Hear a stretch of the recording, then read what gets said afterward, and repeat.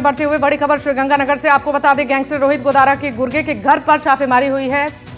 योगेश स्वामी के घर पर पुलिस ने छापेमारी की है और योगेश स्वामी के पिता शिवचंद स्वामी ने बेबसी जताई।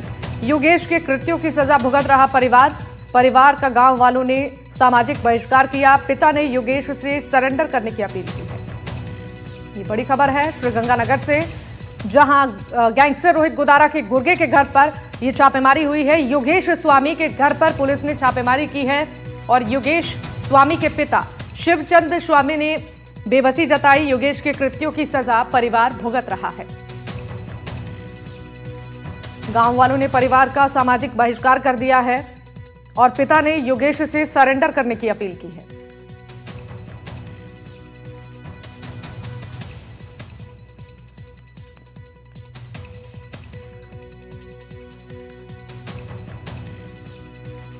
तो गैंगस्टर रोहित गोदारा के गुर्गे के घर पर यह छापेमारी की गई है, जिसकी तस्वीरें हम आपको दिखा रहे हैं। योगेश स्वामी जिसके घर पर यह छापेमारी हुई है। गांव वालों ने योगेश के परिवार का बहिष्कार कर दिया है और पिता की ओर से लगातार सरेंडर करने की अपील की जा रही है। कुलदीप हमारे सहयोगी श्रीगंगानगर से लाइव जुड़े हैं इस खबर पर ज्यादा जानकारी के साथ। कुलदीप, योगेश स्वामी के घर पर पुलिस ने छापेमारी की है, क्या कुछ जानकारी और इस पूरे मामले में आपके पास? छापेमारी की है, ऐसे में उसके जो पिता है उसने एक वीडियो जारी किया है और उसके अंदर अपनी बेबसी जताई है। योगेश स्वामी के पिता का यह कहना है कि आज से 5-6 साल पहले योगेश स्वामी को पुलिस थाने ले जाया गया था किसी मामले को लेकर। उसके बाद में पिता पुत्र में लड़ाई हुई और उसके बाद से उसका कोई पता नहीं है, ना ही योगेश स्वामी का अपने परिवार के लोगों से कोई कॉन्टेक्ट है। उन्होंने ये भी कहा कि योगेश स्वामी जो भी कार्य करता है या कोई वारदात करता है तो उसकी खबर उसे मीडिया से या टीवी चैनल या अखबारों से ही मिलती है। कभी उसे पता चलता है कि वो विदेश भाग गया है या कभी पता चलता है कि उसने किसी को कोई धमकी दे दी है। हालांकि उनके पिता का यह भी कहना है कि अपने पुत्र से उन्होंने अपील की है कि जहां कहीं भी वो है वो सरेंडर कर दे, क्योंकि इन कामों का अंजाम है वो अंत में जाकर मौत ही होता है। उन्होंने अपनी बेबसी जताते हुए यह भी कहा कि उसके जो योगेश स्वामी के भाई बहन है उनके रिश्ते नहीं हो पा रहे हैं। गांव के जो लोग हैं उन्होंने उनके घर पे आना जाना छोड़ दिया है। ऐसे में अगर योगेश स्वामी कोई भी वारदात करता है तो पुलिस है वो नए रूल्स के मुताबिक तुरंत उनके घर पहुंच जाती है, छापेमारी करती है और मजबूरन जो उनके परिवार के लोग हैं उनको मानसिक प्रताड़ना का जो सामना है वो करना पड़ता है। जी बिल्कुल, आपसे जानना चाहेंगे क्या परिजनों की तरफ से कुछ और भी जानकारी दी गई है? योगेश को लेकर आखिरी बार कब बातचीत हुई थी? देखिए, उनके पिता का यह कहना है कि तकरीबन 5 साल पहले वो घर से गया था और उसके बाद में उनका कोई कांटेक्ट नहीं है।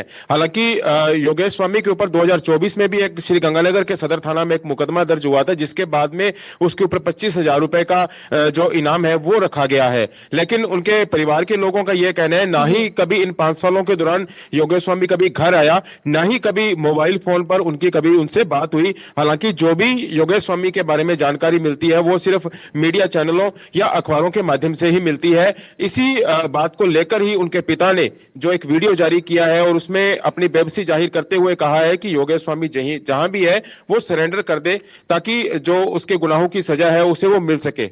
जी ठीक है, बहुत शुक्रिया कुलदीप तमाम जानकारी देने के लिए। चलिए बढ़ते हैं आगे और जयपुर ग्रामीण से एक बड़ी खबर आपको बता दें। सूखे नशे के खिलाफ पुलिस ने बड़ी कार्रवाई की है। सूखे नशे के गढ़ पर पुलिस ने शिकंजा कसा है और सांसी बस्ती में डीएसटी और पुलिस की छापेमारी देखी गई है। पुलिस के जवानों को करीब 6 गाड़ियां यहां पर उनकी पहुंची थी और पूरा क्षेत्र छावनी में तब्दील हो गया। जोबनेर के बोबस गांव में गांजे की फसल पकड़ी गई है और लाखों की नकदी डीएसटी की टीम ने बरामद की है। ये बड़ी खबर है, जोबनेर के बोबस गांव में गांजे की फसल पकड़ी गई है, लाखों की नकदी भी डीएसटी की टीम ने बरामद की है। ये बड़ी कार्रवाई सूखे नशे के खिलाफ पुलिस ने किया है। पुलिस की बड़ी कार्रवाई सूखे नशे के गढ़ पर यह शिकंजा पुलिस ने कसा है। सांसी बस्ती में डीएसटी और पुलिस की संयुक्त रूप से छापेमारी के दौरान सूखे नशे का सामान बरामद हुआ है और साथ ही साथ आपको बता दें कि कुछ कैश भी यहां से बरामद किया गया है।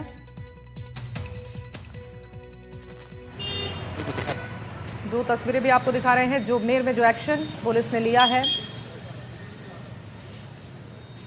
और फुलेरा में भी इस कार्रवाई को अंजाम दिया गया है। 2 तस्वीरों के माध्यम से आपको बता रहे हैं कैसे नशे के सौदागरों पर यह बड़ा एक्शन पुलिस ने लिया है और ये बड़ी कार्रवाई की गई है।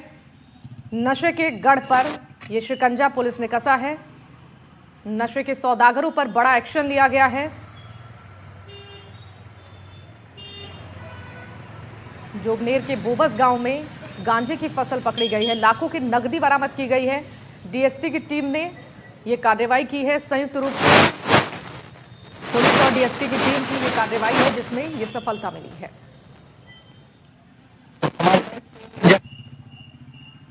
हिमांशु हमारे सहयोगी जुड़ चुके हैं इस खबर पर ज्यादा जानकारी देने के लिए। हिमांशु, बताइए इस कार्रवाई के दौरान और क्या कुछ जानकारी निकलकर सामने आई है?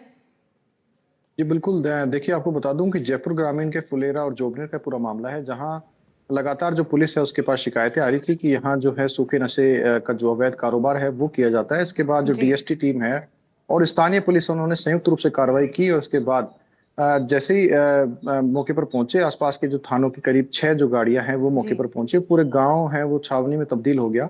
इसके बाद पुलिस ने सघन तलाशी ली गई। जो बस्तियां हैं, घर हैं, सब कहीं पे जो तलाशी है वो ली गई। इस दौरान बड़ी संख्या में जो अवैध मादक पदार्थ है वो बरामद किए गए हैं। साथ ही लाखों की नकदी भी बरामद की गई है। और सूखे नशों के अवैध कारोबार की जो शिकायतें हैं वो लगातार इस क्षेत्र से आ रही थी। उसी को लेकर जो पुलिस है उन्होंने कार्रवाई की है। कई जो संदिग्ध व्यक्ति हैं उनको पकड़ा भी गया है, उनसे पूछताछ भी की जा रही है। डीवाईएसपी ने भी जानकारी दी है कि कुछ लोगों को भी गिरफ्तार किया, पूछताछ कर रहे हैं और कुछ लोगों के पास से जो कुछ सूखे नशे हैं वो बरामद हुए हैं। साथ ही लाखों की नकदी भी है वो बरामद हुई है। आपको बता दूं कि जो सांसी बस्ती है, इसमें पहले भी कई सूखे नशे के खिलाफ जो पुलिस की कार्रवाइयां हैं वो हो चुकी है, लेकिन इसके बावजूद जो नशे का कारोबार है वो कहीं ना कहीं रुकने का नाम नहीं ले रहा है।